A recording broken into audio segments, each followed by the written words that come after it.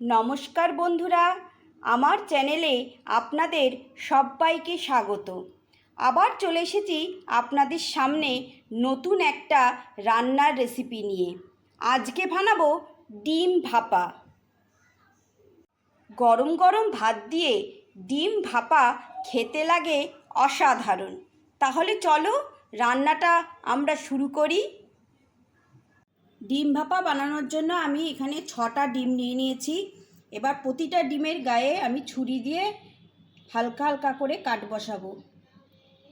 তাহলে মশলা নুন যা যা দেবো আমি ডিমের মধ্যে খুব ভালো করে ঢুকে যাবে। 2-3টে করে প্রতিটা ডিমের গায়ে আমি ছুরি দিয়ে দিয়ে কেটে দেবো।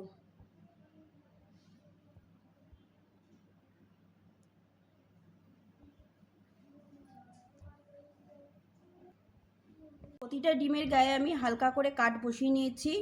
এবার হালকা করে ডিমগুলো আমি ফ্রাই করব।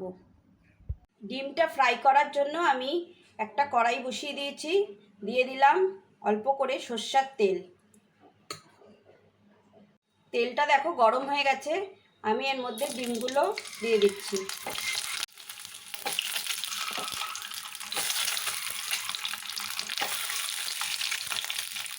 উপর থেকে দিয়ে দিলাম অল্প একটু নুন।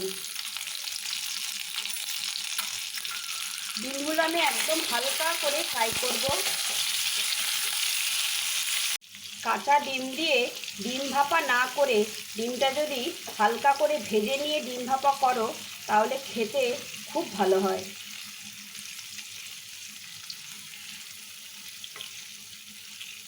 দেখো ডিমটা আমি হালকা করে ভেজে নিয়েছি। এবার একটা বাটিতে তুলে নেব। ডিমগুলো আমি দেখো একটা বাটির মধ্যে তুলে নিচ্ছি।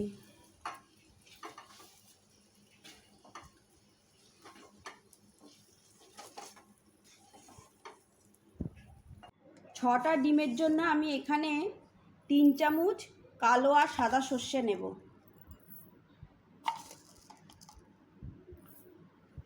আর নেব 1 চামচ পোস্ত। শুকনো অবস্থায় আমি সর্ষে আর পোস্তটা মিক্সিতে একটুখানি গুঁড়ো করে নেব।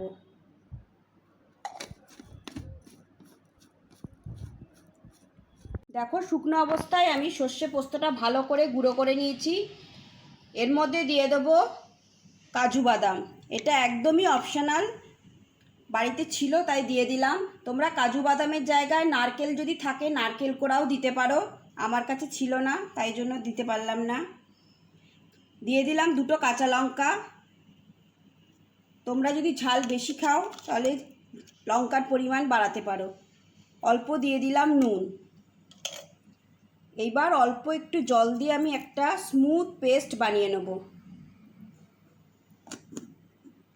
দেখো আমি সর্ষে পোস্ত কাজু বাদাম দিয়ে একটা স্মুথ পেস্ট তৈরি করে নিয়েছি।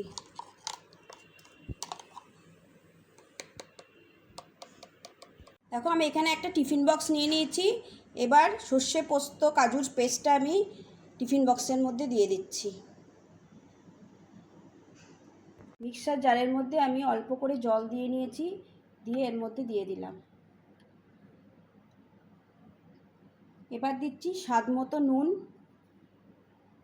দিয়ে দিলাম অল্প হলুদ গুঁড়ো আর লঙ্কা গুঁড়ো।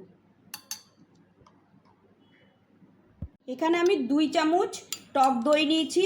টক দইটাকে ভালো করে আমি ফেটিয়ে নেব।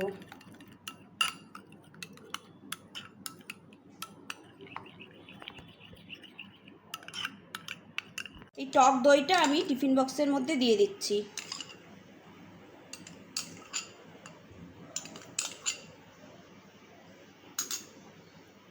এবার আগে থেকে ভেজে রাখা ডিমগুলো দিয়ে দিলাম।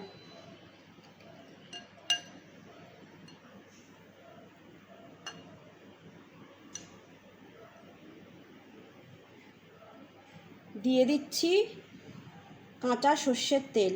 এখানে আমি 3 চামচ মতো সর্ষের তেল দিয়ে দিলাম। আর দিয়ে দিলাম 3টে কাঁচা লঙ্কা। এবার সবগুলোকে আমি ডিমের সাথে মশলাগুলোকে ভালো করে মিশিয়ে দেব। খেয়াল রাখবে যাতে সব মশলা তেল ডিমের সাথে ভালো করে মিশে যায়।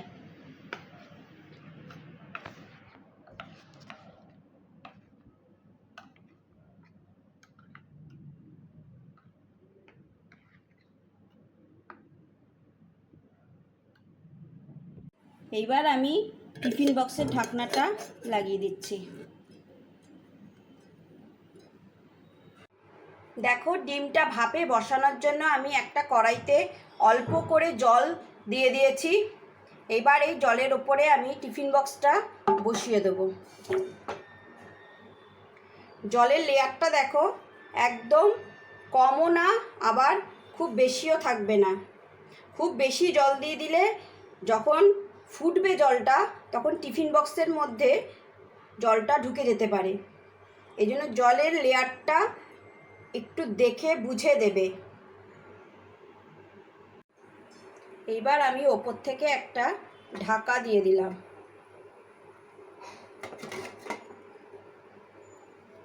এইভাবে আমি 10 মিনিট টিফিন বক্সটাকে দমে রাখবো। দেখো, 10 মিনিট পর আমি ফিরে এসেছি। এবার আমি গ্যাসটা বন্ধ করে দেব।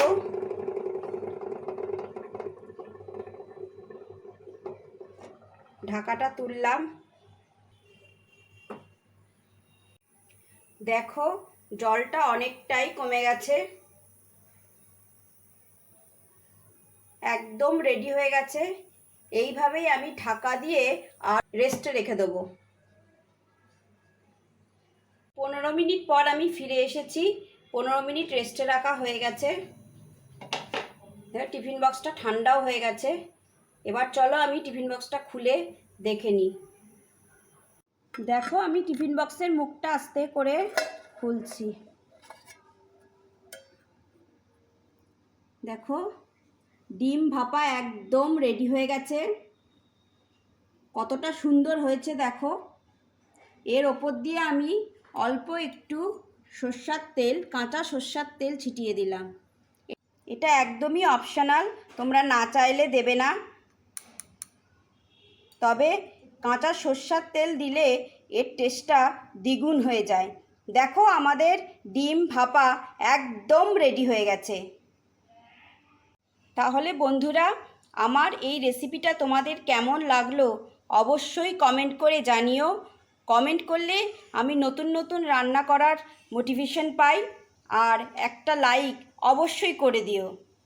যদি রান্নার রেসিপিটা ভালো লেগে থাকে তোমাদের, তাহলে আমার চ্যানেলটা সাবস্ক্রাইব করো আর বন্ধুদের সাথে শেয়ার করো।